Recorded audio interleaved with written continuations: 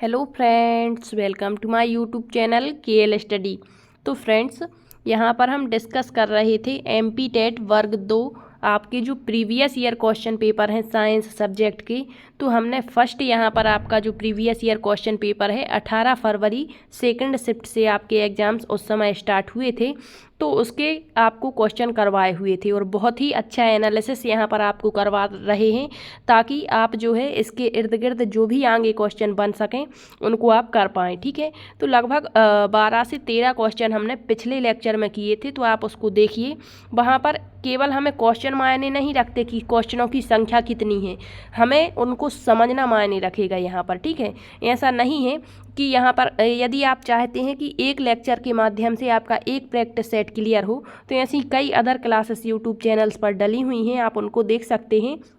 लेकिन यहाँ पर हमें समझना मैटर करेगा कि आप क्वेश्चन क्या पूछा गया है उसको समझ पाएँ। यदि आपकी थ्योरी क्लियर हो गई है तो बेशक आप यहाँ पर बहुत अच्छा कर पाएंगे। ठीक है, तो यहाँ पर जो क्वेश्चनों की संख्या भले ही कम है, लेकिन इन क्वेश्चनों के माध्यम से आपको पूरा एनालिसिस दिया जाएगा ताकि आप आगे आने वाली जो आपकी परीक्षा है उसमें अच्छा स्कोर कर पाएँ, इन क्वेश्चनों को समझ पाएँ। ठीक है, तो यहाँ पर हमने जो पिछला लेक्चर था हमारा उसमें ये क्वेश्चन कर लिया था। ऊर्जा की जो वाणिज्यिक इकाई होती है इन पदों में व्यक्त की जाती है, तो किलोवाट घंटा ये हमने देख लिया था। ठीक है, इसके बाद हम अगले क्वेश्चन से आज का सेशन स्टार्ट करेंगे। यहाँ पर क्वेश्चन दिया गया है आपका, क्या है क्वेश्चन, निम्नलिखित में से कौन सी सतह ऊष्मा विकिरण के संपर्क में आने पर कम से कम ऊष्मा ऊर्जा को अवशोषित करती है। तो ये क्वेश्चन आप कब समझ पाएंगे, जब आपने ऊष्मा ऊर्जा पढ़ा हुआ होगा। ठीक है, तो आइए हम अपनी स्लाइड पर चलते हैं और वहाँ पर इस क्वेश्चन को डिस्कस करते हैं। ठीक है, तो क्वेश्चन आपने देख लिया होगा और ये प्रैक्टिस सेट हम सेकंड इसको नाम देंगे। है तो हमारा एक ही पेपर, उसी का एनालिसिस यहाँ हम कर रहे हैं। तो देखिए यहाँ दिया है, निम्नलिखित में से कौन सी सतह ऊष्मा विकिरण के संपर्क में आने पर कम से कम ऊष्मा ऊर्जा को अवशोषित करेगी। तो इसका जो करेक्ट आंसर हो जाएगा वो आपका ऑप्शन ए हो जाएगा कि जो सफ़ेद पेंट से लेपित सतह होती है वह ऊष्मा ऊर्जा को सबसे कम अवशोषित करती है। इसका कारण क्या है, तो देखिए यहाँ पर हमने थोड़ा सा इसका आपको अतिरिक्त फैक्ट बताने का प्रयत्न किया है कि ऊष्मा विकिरण माध्यम के अणुओं के उपयोग के बिना एक शरीर से दूसरे शरीर में स्थानांतरण नहीं होता। तो हमने एक क्वेश्चन इससे पहले भी बना हुआ था कि किस में मतलब जो है माध्यम की ज़रूरत नहीं पड़ती, किस विधि में, तो वो विकिरण विधि थी। ठीक है, तो ऊष्मा जो ऊर्जा होती है उसके स्थानांतरण की 3 विधियाँ होती हैं, चालन, विकिरण और संवहन विधि। ठीक है, तो चालन ठोसों में होता है, विकिरण जो होता है इसमें ऊष्मा ऊर्जा की आवश्यकता नहीं पड़ती, और संवहन जो होता है यह द्रव और गैस माध्यम में होता है। तो यहाँ पर जब तक माध्यम नहीं होगा तब तक जो ऊष्मा ऊर्जा है वो एक स्थान से दूसरे स्थान पर नहीं पहुँचती है। अब देखिए यहाँ दिया है कि किसी शरीर द्वारा अवशोषित ऊष्मा ऊर्जा की मात्रा किन कारकों पर निर्भर होगी। तो ये नीचे जो कारक दिए गए हैं इन पर ही निर्भर करती है। तो देखिए सबसे पहले शरीर के रंग पर निर्भर करती है कि ऊष्मा ऊर्जा किस प्रकार से अवशोषित होगी। तो गहरे रंग अधिक ऊष्मा को अवशोषित करते हैं, गहरे रंग। ठीक है, जैसे सबसे गहरा रंग होता है हमारा काला, तो जो काला रंग होता है या जो काली सतह होगी यह सबसे अधिक अवशोषित करेगी ऊष्मा ऊर्जा को। तो यहाँ पर स्पष्ट कहा गया है और आगे इससे क्वेश्चन बन सकता है। जैसे यहाँ पर पूछ लिया तो क्वेश्चन ये भी पूछ लेगा कि सबसे अधिक ऊष्मा ऊर्जा को अवशोषित करने वाली सतह कौन सी है, तो वो आपकी काली सतह है। जैसे अभी पूछ लिया सबसे कम कौन सी सतह अवशोषित करती है, तो वो सफ़ेद सतह है, क्योंकि सफ़ेद बहुत ही कैसा रंग होता है, ये गहरा नहीं होता है। तो जो गहरे रंग होंगे वो सबसे अधिक ऊष्मा अवशोषित करेंगे और सबसे गहरा रंग हमारा काला होता है। तो काला जो सतह होती है या जो काला रंग होता है यह ऊष्मा को सबसे अधिक अवशोषित करता है और सफ़ेद सतह सबसे कम अवशोषित करती है। इसी कारण से जो यह क्वेश्चन दिया है इसका करेक्ट आंसर यहाँ पर सबसे जो फीका रंग है वो सफ़ेद ही है। लाल रंग भी थोड़ा सा क्या हो जाता है, गहरा होता, काला तो सबसे ही गहरा होता है और हरे पेंट भी गहरे होते हैं। तो हमें यहाँ बताना था सबसे कम ऊर्जा अवशोषित कौन करेगा, तो वो आपका सफ़ेद रंग हो जाएगा। ठीक है, आगे थोड़ा और देख लेते हैं।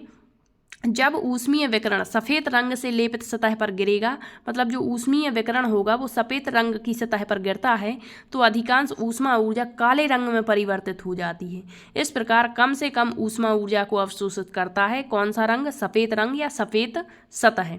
फिर दूसरा किस पर निर्भर करेगा, शरीर के तापमान पर। जितना तापमान कम होगा उसकी ऊष्मा ग्रहण करने की क्षमता उतनी ही अधिक होगी। तो ये क्वेश्चन यहाँ से बन सकते हैं कि बताइए जो ऊष्मा ऊर्जा होती है उसमें ऊष्मा ग्रहण करने की क्षमता किस में अधिक होती है। तो शरीर का जितना कम तापमान उतनी अधिक ऊष्मा ऊर्जा ग्रहण करने की क्षमता।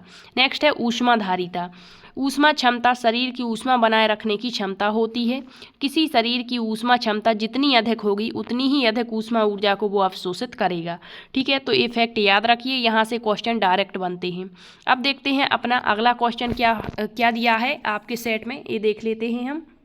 तो ये क्वेश्चन हमारा हो गया, इसका जो करेक्ट आंसर ऑप्शन ए हो जाएगा।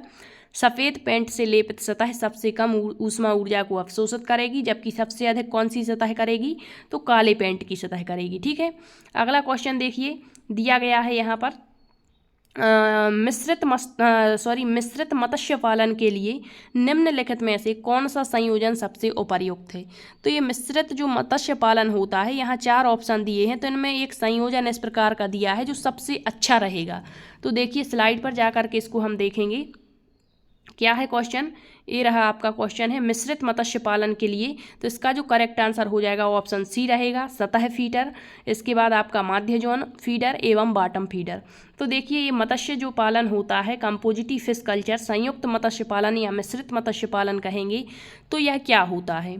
तो यह किसी तालाब या जलाशय से अधिक मछलियां निकालने का एक सामान्य तरीका होता है। पहले तो इसे हम समझेंगे। ठीक है, मतलब जो मत्स्य पालन है, मिश्रित मत्स्य पालन क्या है, तो तालाब या जलाशय से अधिक मछलियां निकालने का एक सामान्य तरीका है।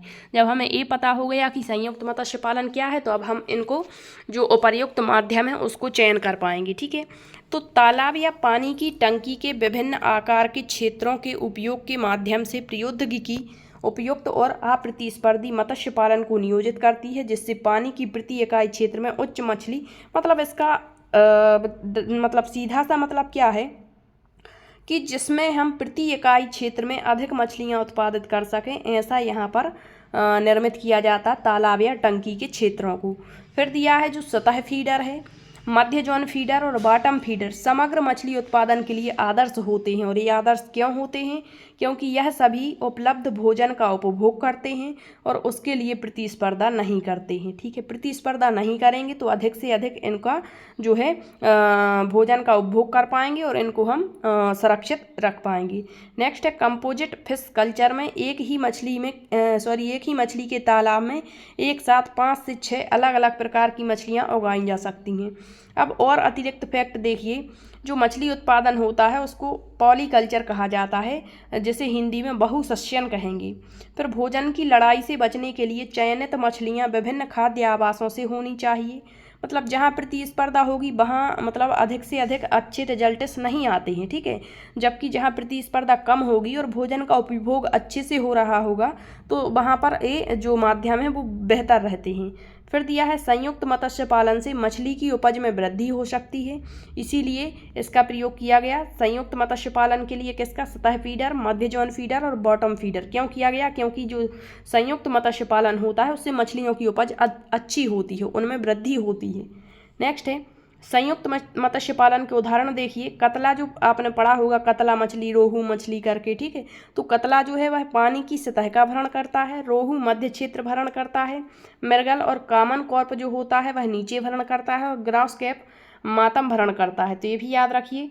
फिर दिया है संयुक्त मत्स्य पालन की उत्तरजीविता जो दर होती है वो कैसी होती है, अधिक होती है। तो ये आपका क्वेश्चन क्या था कि जो मिश्रित मत्स्य पालन है इसके लिए कौन सा संयोजन सबसे उपयुक्त है, तो इसका ऑप्शन सी बिल्कुल बेस्ट ऑप्शन रहेगा। अगला क्वेश्चन देखिए, दिया गया है निम्नलिखित में से किस प्राकृतिक घटना की सटीक भविष्यवाणी नहीं की जा सकती। मतलब ये 4 ऑप्शन दिए हैं, तो ऐसी एक प्राकृतिक घटना हमें बतानी है जिसकी हम पहले से अनुमान नहीं लगा सकते कि ये घटना होने वाली है। जैसे बिजली है तो इसका मौसम विभाग के माध्यम से पता लग जाता है पहले से, तो ये नहीं होगा। आंधी तूफान का भी पता लग जाता है, ठीक है, चक्रवात का भी पता, लेकिन भूकंप एक ऐसी घटना है, ऐसी प्राकृतिक घटना है जिसकी पहले से भविष्य भविष्यवाणी नहीं की जा सकती है। तो इसका ऑप्शन सी बिल्कुल करेक्ट होगा। थोड़ा सा अतिरिक्त फैक्ट यहाँ पर हम देख लेते हैं। देखिए इसका जो करेक्ट आंसर है आपका सी हो जाएगा, भूकंप। फिर दिया है भूकंप पृथ्वी से अचानक हिलने या कांपने को कहते हैं। मतलब कहीं आपको लगता है कि जो भूकंप है कहीं पृथ्वी थोड़ी सी हिल गई, तो वहाँ पर क्या है, अचानक होता है ये घटना, पहले से किसी को मालूम नहीं होती। ठीक है, भूकंप बहुत कम आते हैं, बड़े वाले भूकंप। यह इमारतों, पुलों, बांधों और लोगों की अत्यधिक क्षति पहुंचा सकते हैं, जान माल की हानि होती है। भूकंप बाढ़, भूस्खलन और सुनामी का कारण बन सकते हैं। ठीक है, फिर दिया है बिजली का चमकना, तड़ित, झंझावात, चक्रवात और भूकंप। तो पूछ लेता है कभी कभी कौन सी प्राकृतिक घटनाएं हैं, कौन सी कृत्रिम घटनाएं हैं। तो ये सब की सब आपकी प्राकृतिक घटनाएं हैं जो प्रकृति के द्वारा निर्मित होती हैं। ये प्राकृतिक घटनाएं मानव जीवन और संपत्ति के बड़े पैमाने पर विनाश का कारण बन सकती हैं। सौभाग्य से कुछ हद तक बिजली, आंधी, चक्रवात प्राकृतिक घटनाओं का पहले से अनुमान लगाया। ऐसा नहीं है कि पूरा का पूरा अनुमान लगा लिया, लेकिन कुछ हद तक इनका अनुमान लगा सकते। लेकिन भूकंप ऐसी घटना है जिसका पहले से बिल्कुल भी अनुमान नहीं होता है। फिर दिया है मौसम विभाग किसी क्षेत्र में तेज आंधी चलने की चेतावनी दे सकता है। यदि तड़ित, झंझावात होता है तो बिजली गिरने और उसके साथ साथ आने वाले चक्रवातों की भी संभावना पहले से होती है। इसीलिए हमें इन घटनाओं से होने वाले नुकसान को खुद से बचाने के पहले से उपाय करने चाहिए। भूकंप एक प्राकृतिक घटना है जिसका हम अभी तक सटीक अनुमान लगाने में सक्षम नहीं हैं। यह मानव जीवन और संपत्ति का बड़े पैमाने पर यह क्षति पहुंचाता है। ठीक है, अगला क्वेश्चन है निम्नलिखित में से क्या एक जीव प्रोटीन नहीं है। तो क्या ये क्वेश्चन है, देखते हैं यहाँ पर। इसका करेक्ट आंसर आपका ऑप्शन सी हो जाएगा, भूकंप। नेक्स्ट है निम्नलिखित में से क्या एक जीव प्रोटीन नहीं है। तो आपने प्रोटीन पढ़े होंगे, दो प्रकार के होते हैं। एक तो आपके होते हैं प्रोटीन में जो पादपों से प्राप्त होते हैं, ठीक है, और एक होते हैं जंतु प्रोटीन जो जंतुओं से प्राप्त होते हैं। ठीक है, तो इसमें जो प्रोटीन बताना है जीव प्रोटीन कौन सा नहीं है। तो जो आपका ऊन है वो भेड़ बकरी से प्राप्त होता है, तो ये जंतु प्रोटीन है। रेशम भी इन्हीं से प्राप्त होता है और दूध भी इन्हीं से प्राप्त होता है। लेकिन दालें जो हैं यह पौधों, प्लांट से प्राप्त होती हैं। तो एक जीव प्रोटीन कौन सा नहीं है, हमारा ऑप्शन 4 हो जाएगा, दाल जीव प्रोटीन का उदाहरण नहीं है। ठीक है, थोड़ा सा इसके बारे में देख लेते हैं, ऊन, दाल किस प्रकार का इनमें प्रोटीन होता, क्योंकि डायरेक्ट क्वेश्चन पूछ लेते हैं। तो देखिए यहाँ पर ऑप्शन डी बिल्कुल करेक्ट हो जाएगा। दिया है दालें पौधे पर आधारित प्रोटीन है। पौधों से प्राप्त प्रोटीन यह एक अधूरा प्रोटीन होता है और फाइबर में उच्च होता है। यह प्रतिऑक्सीकारक में समृद्ध स्रोत फलियां, मटर, मसूर, नट और चावल ये सब कैसे हैं, आपके पादप प्रोटीन हैं। पशु प्रोटीन जानवरों से प्राप्त होगा, यह एक पूर्ण प्रोटीन होता है। यह फाइबर में कम है, इसमें कुछ प्रतिऑक्सीकारक स्रोत हैं जैसे दूध है, मांस है, अंडे हैं, मछलियाँ हैं, ये सब के सब इसमें आएंगे। फिर ऊन देखिए, ऊन एक फाइबर है, इसमें केराटिन नामक एक प्रोटीन पाया जाता है। तो पूछ सकता है ऊन में कौन सा प्रोटीन है। ठीक है, ऊन एक प्राकृतिक पशु फाइबर है। यह किससे प्राप्त होगा, तो बकरियों से, ऊँटों से, अल्पाकास और अन्य मतलब कई जो जानवर होंगे उनके बालों से, जैसे याक हो गया, ठीक है, इनसे प्राप्त होता है। नेक्स्ट है रेशम। रेशम कीट द्वारा प्राकृतिक प्रोटीन फाइबर द्वारा स्रावित होता है। रेशम में मुख्य रूप से 80:20 के अनुपात में 2 प्रोटीन होते हैं जिन्हें फाइब्रोइन और सेरेसिन कहा जाता है। तो इसका अनुपात भी पूछ सकते हैं।